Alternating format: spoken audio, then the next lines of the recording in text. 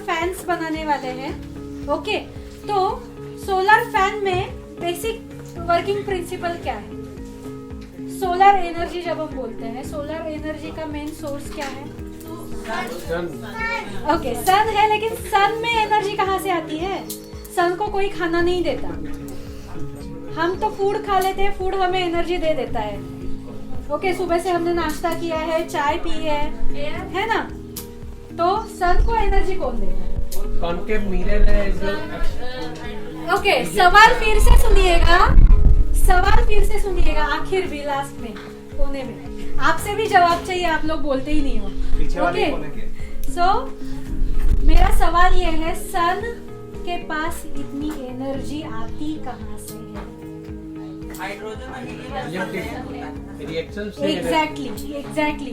तो हम जो बोलते हैं ना कि केंद्रकीय सम्मिलन बोलते हैं हम, आप लोग क्या बोलते हैं न्यूक्लियर फ्यूजन को? संलयन। ओके, तो न्यूक्लियर फ्यूजन। ओके, फ्यूजन का मतलब फ्यूज करना। गानों का फ्यूजन आपको पता है ना, बच्चे अपने एनुअल फंक्शंस में करते हैं, 4-5 गाने एक साथ जोड़ के फ्यूजन तैयार हो जाता है, उस पे डांस वांस करते हैं बच्चे, है ना? तो फ्यूजन का मतलब दो चीजें एक साथ आना, फ्यूज होना, to form something bigger. Okay, तो सन में क्या होता है? 2 हाइड्रोजन न्यूक्लियर मिलके हीलियम बना देते हैं, हीलियम न्यूक्लियर। ओके, और इसमें क्या होता है, जब वो टकराते हैं एक दूसरे से, तब इससे कई सारी एनर्जी बाहर आती है, रेडिएशन।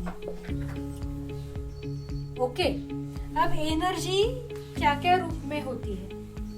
एनर्जी एक तो इलेक्ट्रोमैग्नेटिक रेडिएशन के रूप में होती है, जो हम तक आती है, और उसको हम नाम देते हैं लाइट और एक हीट एनर्जी। एग्जैक्टली, लाइट और हीट एनर्जी। ओके, सो हम उनको नाम देते हैं light energy and heat energy.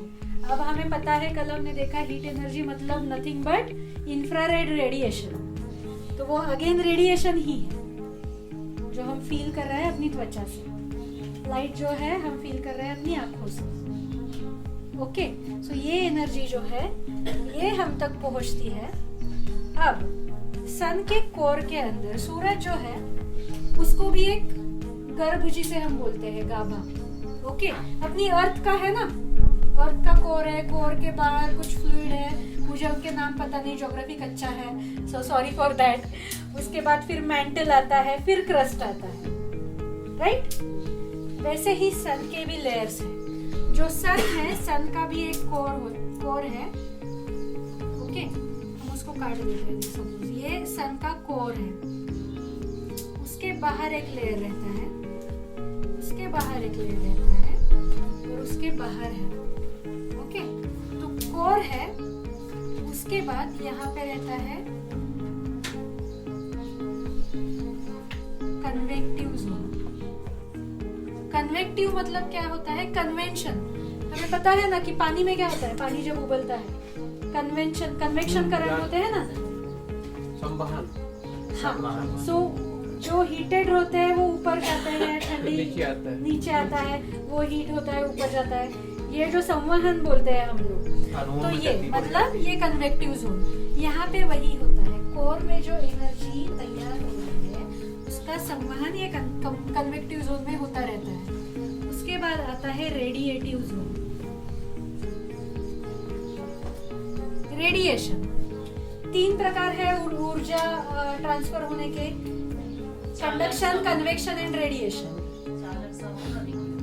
चालन, संवहन, विकिरण। ओके, मैं यहाँ लिख लेती हूँ, चालन, संवहन और विकिरण।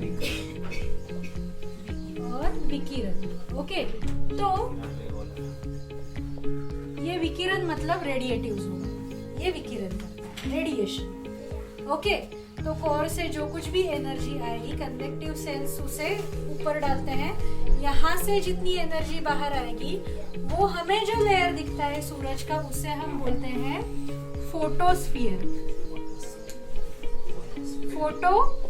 स्फीयर। अब फोटो का मतलब क्या है? फोटो मतलब लाइट। लाइट जब पार्टिकल स्वरूप में होती है, आप सबने ये देखा होगा, सुना होगा कि लाइट ड्यूअल पर्सनैलिटी है लाइट की, है ना। लाइट का नेचर ड्यूअल है। लाइट कभी पार्टिकल बनती है, कभी वेव बनती है। सुना है? बहुत लोगों के इंटरेस्ट का टॉपिक रहता है। कई टाइम समझ में नहीं आता एक्चुअली हो क्या रहा है, लेकिन मजा आता है वो सुनने में, जो कुछ भी है। क्योंकि लाइट एक नेचुरल एंटिटी है, लेकिन वो अपने आप को इस तरह से बदल सकती है कि सामने का एनवायरनमेंट क्या है। ओके, सो वो कभी पैकेट्स की एनर्जी पैकेट के स्वरूप में हम तक पहुंचती है, जो एनर्जी पैकेट को हम बोलते हैं फोटोन,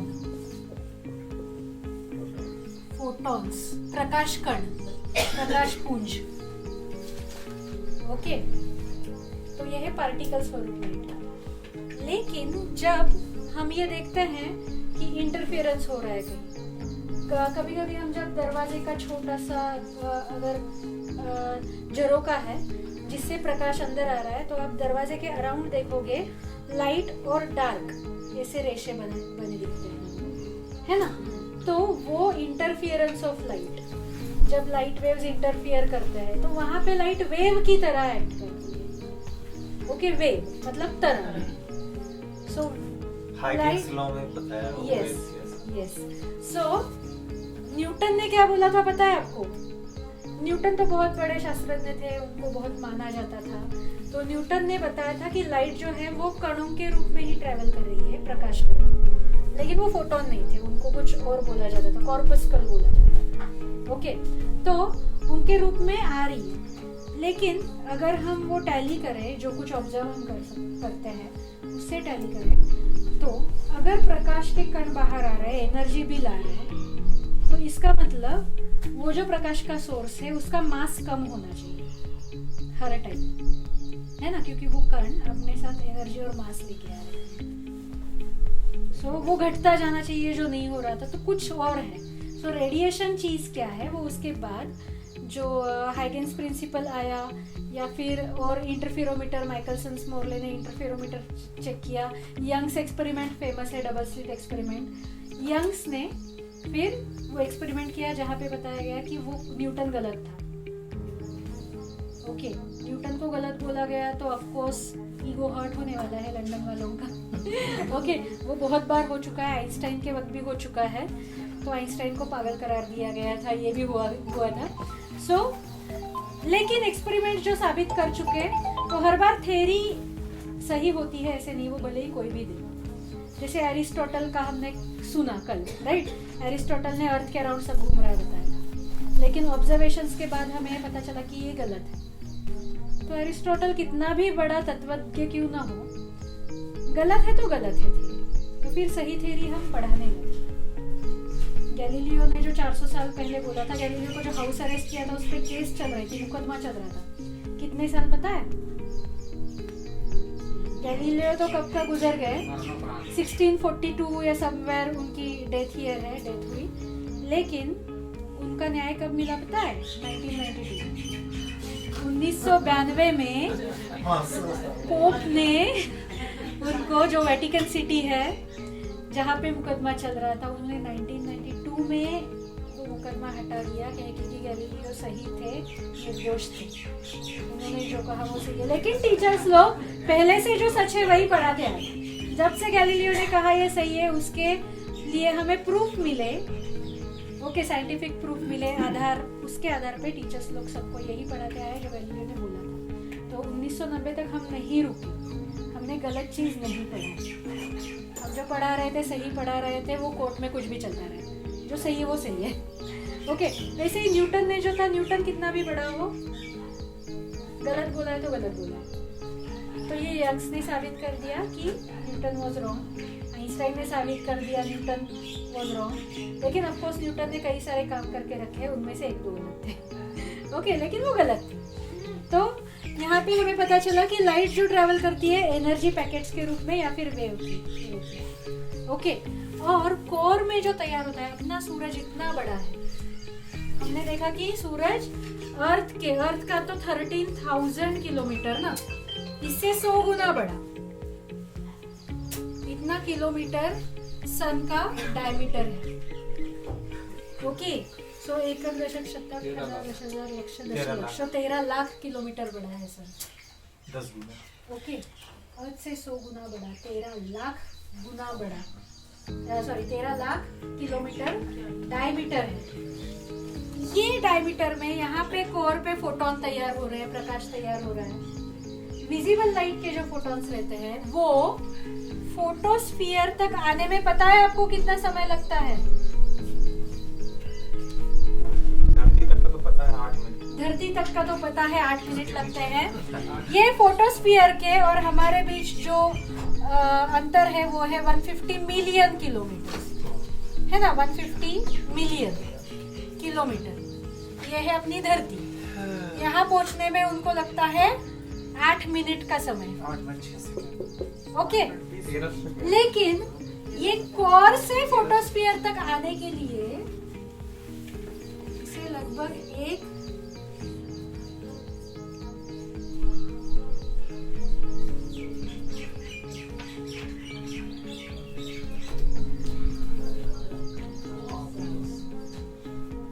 करोड़ साल लगते हैं। 1 करोड़ साल। एनर्जी मिल रही है वो बहुत पहले बन चुका है। हाँ, वो फोटॉन्स बहुत पहले बन चुके हैं। वो बहुत झगड़ा करते हैं ये बीच वाले लेयर्स से। बीच में कई सारे फ्रिक्शन है, कई सारे रेजिस्टेंस है। ओके, उसमें से जो ये सेंटर है, इसमें से जो फोटॉन निकल के यहाँ तक झगड़ के पहुंचते हैं, सक्सेसफुल होते हैं। ओके, वो फोटोन 8 मिनट में हम तक पहुंच जाते हैं। यहाँ से फोटोस्फीयर तक आने के लिए इतना लगता है, वहां से बाहर तो 8 मिनट में आ जाते हैं अर्थ तक।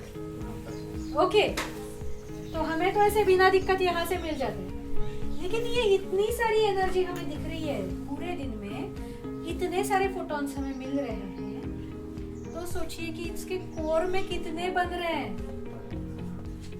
इसके कोर में कितनी एनर्जी बन रही है। 1 सेकेंड में अब जो अरबों हाइड्रोजन बॉम्ब्स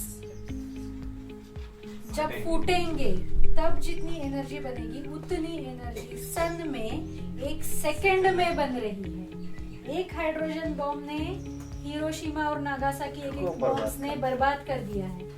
अब सोचिए अरबों हाइड्रोजन बॉम्ब्स 1 सेकेंड में सूरज के अंदर फट रहे हैं, तो एनर्जी कितनी बाहर आ रही है, और वो एनर्जी को भी स्ट्रगल करना पड़ रहा है।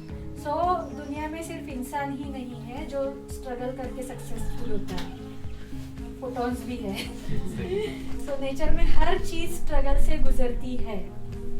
फोटॉन्स को तो करोड़ों साल लग जाते हैं सन की कोर से सतह पे आने के लिए, जो सतह हमें दिखती है।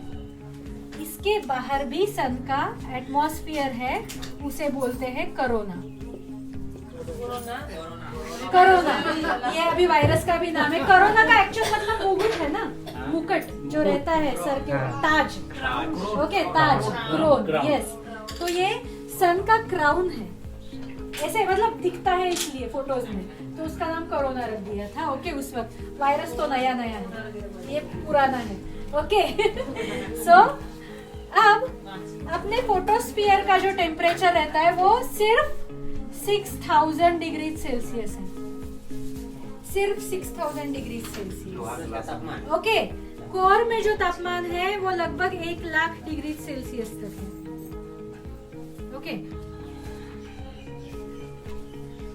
कोरोना का जो तापमान है वो 10 लाख डिग्री सेल्सियस तक चला जाता है। ये अब तक हमें पता नहीं चला क्यों। This is a big question mark in front of scientist.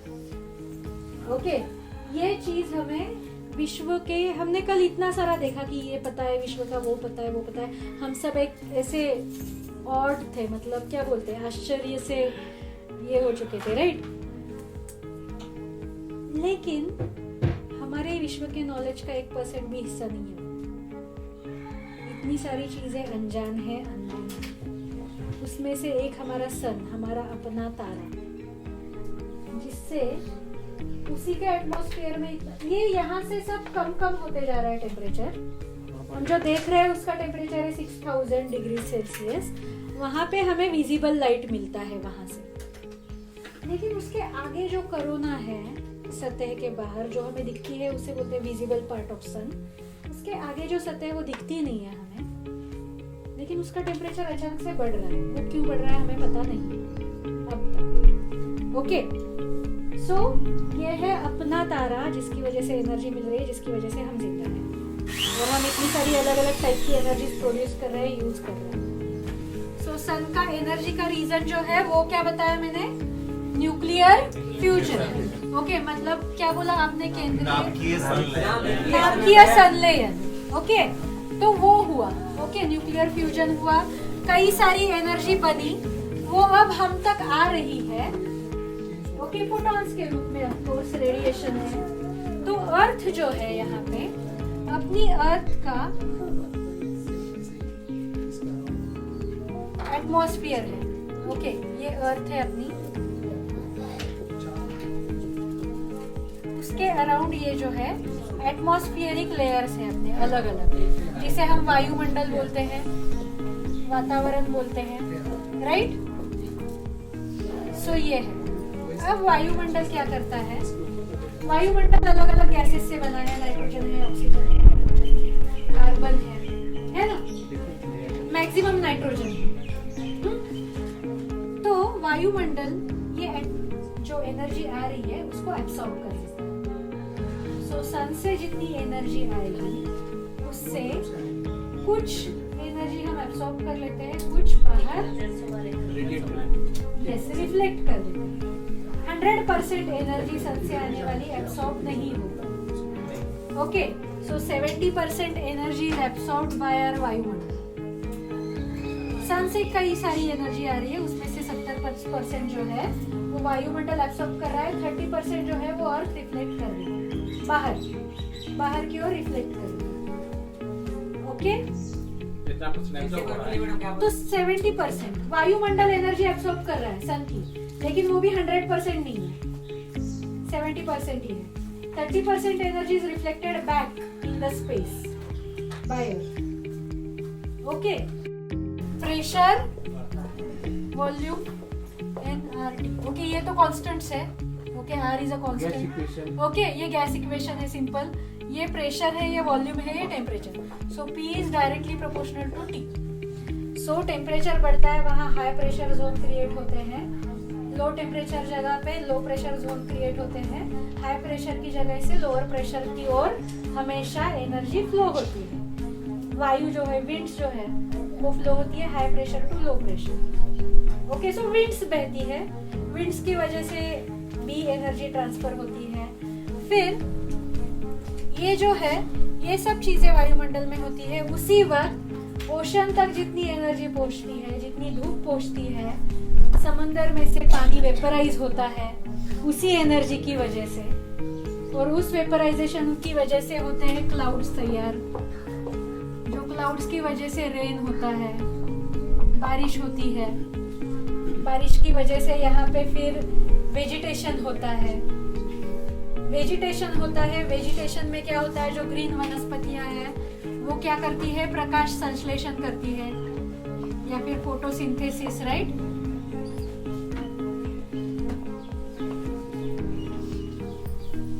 Photosynthesis करती है, वही फोटोसिंथेसाइज सब्जियां हैं, हम लोग खाते हैं, हमें एनर्जी मिलती है और फिर हम काम करते हैं।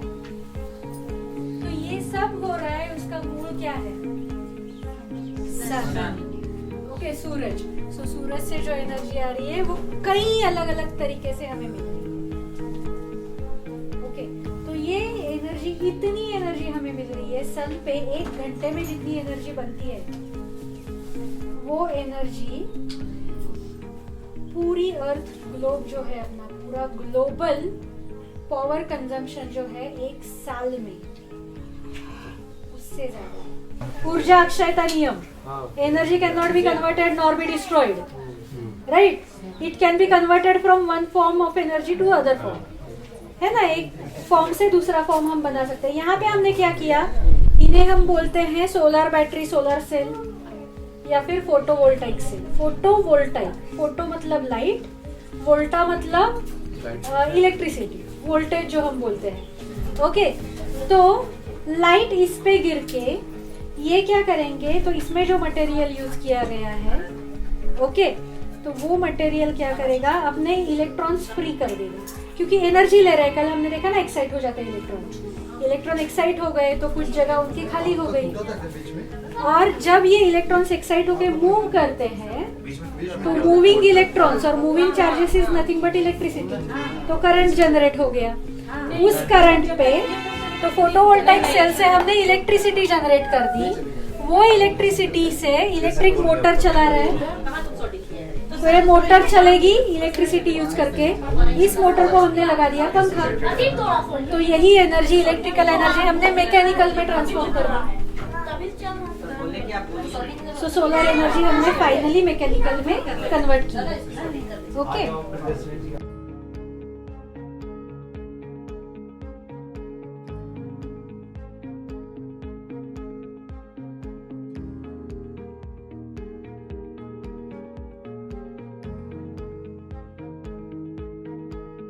जर्मनी दुनिया का पहला राष्ट्र है जो अपनी 1/3 ऊर्जा सूरज और पवन से पैदा करता है।